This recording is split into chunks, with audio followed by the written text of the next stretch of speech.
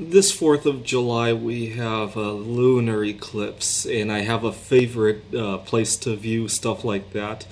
But it reminded me of two other 4ths of Julys that were not so happy in my life, and a tradition that I have every 4th of July. So, July 4th, 2010. In 2010, I had gotten out of a rotten relationship, and at the time I had fallen way behind in school. But that summer I had done some soul searching and I was ready to catch up in school.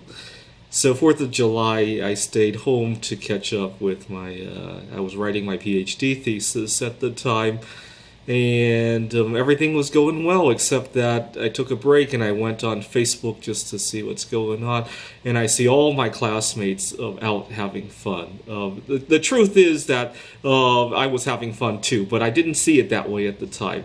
I just got very envious. The truth is I was having a lot of fun at home writing my thesis, eating my favorite foods, and going to events happily by myself, even though I didn't have a girl to go out with. I was having fun. I just didn't realize it at the time. I do that a lot. I often enjoy my vacations only after I come home from them. I need to stop doing that. Anyways, so I got very pissed off and I screamed, and now looking back, it was funny. Okay, so a year later, 2011, now I'm getting ready to graduate from my PhD studies. 3 weeks before July 4th, I had gone to a conference in Boston, and I had a good time with a girl that I met at the conference. We weren't a good match, but it was still a good event. It was still good practice. Anyways, I get home. Unfortunately, she lives halfway around the world. I mean, like I said, we weren't a good match, but we would have been a good best friend forever, easily. But she lived halfway around the world.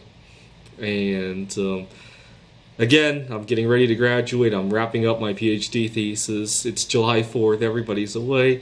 I look at my Facebook and I see other people with either a best friend forever or a significant other who lives just in their backyard. And again, I got really depressed. The truth is that I was having a good time with having an online friend, even though she lived halfway around the world. I didn't see it that way at the time.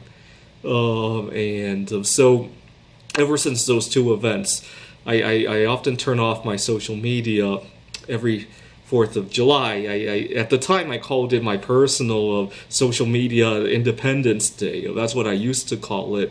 I now have a different terminology for turning off social media. I call it practicing social media distancing now. And because I'm going to go out to view the lunar eclipse, I'm definitely going to practice that this year. So it's all good. And I'll share what I did on the 4th of July after. Thanks for watching.